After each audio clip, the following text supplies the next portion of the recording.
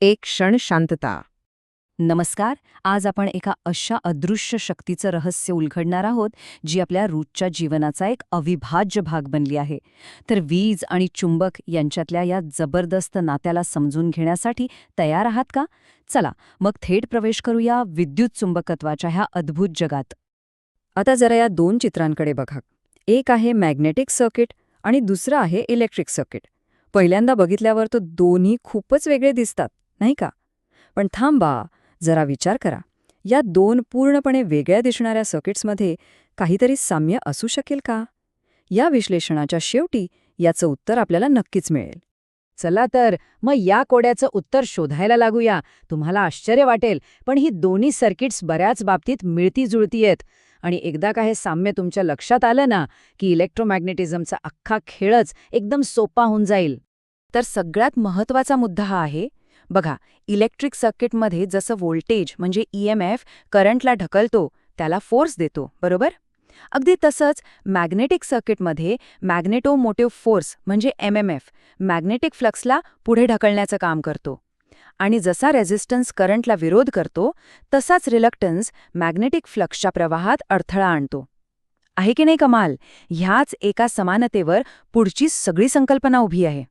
चला मग आता या चुंबकीय जगाला चालवणाऱ्या दोन मुख्य खेळाडूंना भेटूया. MMF आणि रिलक्टन्स. मॅग्नेटोमोटिव्ह फोर्स किंवा MMF म्हणजे काय? सोप्या भाषेत सांगायचं तर हे आहे मॅग्नेटिक सर्किटचं इंजिन. हा तो प्रेशर आहे, तो धक्का आहे, जो चुंबकीय प्रवाह म्हणजे मॅग्नेटिक फ्लक्स निर्माण करतो. जसं इलेक्ट्रिक सर्किटमध्ये व्होल्टेज, तसं इथे MMF. आणि याची ताकद मोजणं तर अगदीच सोपं आहे. MMF म्हणजे काय? तर कॉईलमध्ये तारेचे किती वेढे आहेत म्हणजे N आणि त्यातून किती करंट वाहतोय म्हणजे I. बस, या दोघांचा गुणाकार. सोपं आहे ना? जितके जास्त वेढे किंवा जितका जास्त करंट, तितकी चुंबकीय शक्ती जास्त. आता बोलूया रिलक्टन्सबद्दल. हा आहे चुंबकीय जगातला विलन किंवा असं म्हणा की रेझिस्टन्स. तो मॅग्नेटिक फ्लक्सच्या मार्गात अडथळा आणतो. काही पदार्थांमधून फ्लक्स अगदी आरामात जातो, तर काही त्याला खूप विरोध करतात. आणि याच विरोधाला त्या पदार्थाचा रिलक्टन्स म्हणतात. पण गंमत इथेच संपत नाही.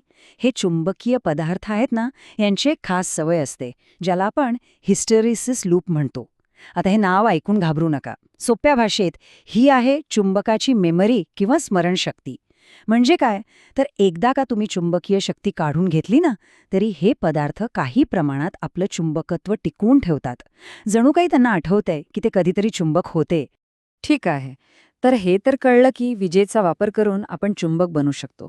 पण आता खरा प्रश्न येतो, याच्या उलटे शक्य आहे का? म्हणजे चुंबक वापरून वीज बनवता येईल का? आणि या प्रश्नाचं उत्तर आहे हो, नक्कीच. आणि यामागे जे जादुई तत्व आहे ना, त्यालाच म्हणतात इलेक्ट्रोमॅग्नेटिक इंडक्शन. खरं सांगायचं तर ह्याच एका तत्वावर आपलं अख्खं आधुनिक जग उभं आहे.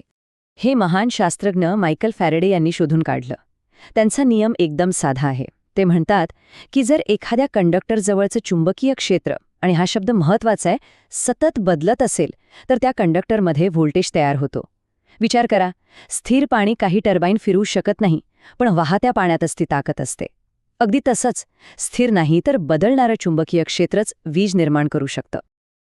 आता हे इंडक्शन दोन प्रकारचं असतं. एक म्हणजे सेल्फ इंडक्शन, म्हणजे कॉईल स्वतःच्याच करंटमधल्या बदलामुळे स्वतःमध्येच व्होल्टेज तयार करते. आणि दुसरं आहे म्युच्युअल इंडक्शन, म्हणजे एका कॉईलमध्ये करंट बदलला की त्याचा परिणाम शेजारच्या कॉईलवर होतो आणि तिच्यात व्होल्टेज तयार होतो. जसं एकाच्या कृतीचा परिणाम दुसऱ्यावर होणं. आता निसर्गाचा एक खूप मूलभूत नियम आहे. तो कुठल्याही बदलाला पटकन स्वीकारत नाही, तो विरोध करतो. आणि हाच नियम इलेक्ट्रोमॅग्नेटिझममध्ये आपल्याला लेन्सचा नियम म्हणून भेटतो. हा नियम काय सांगतो? तो म्हणतो की जो व्होल्टेज किंवा करंट तयार होतो ना, तो नेहमी त्याच कारणाला विरोध करतो ज्यामुळे तो जन्माला आलाय. म्हणजे बघा, जर चुंबकीय क्षेत्र वाढत असेल तर तयार झालेला करंट असं काहीतरी करेल की ते क्षेत्र कमी होईल, आणि जर क्षेत्र कमी होत असेल तर तो त्याला वाढवायचा प्रयत्न करेल. कमाल आहे ना, निसर्गाचा बॅलेन्स.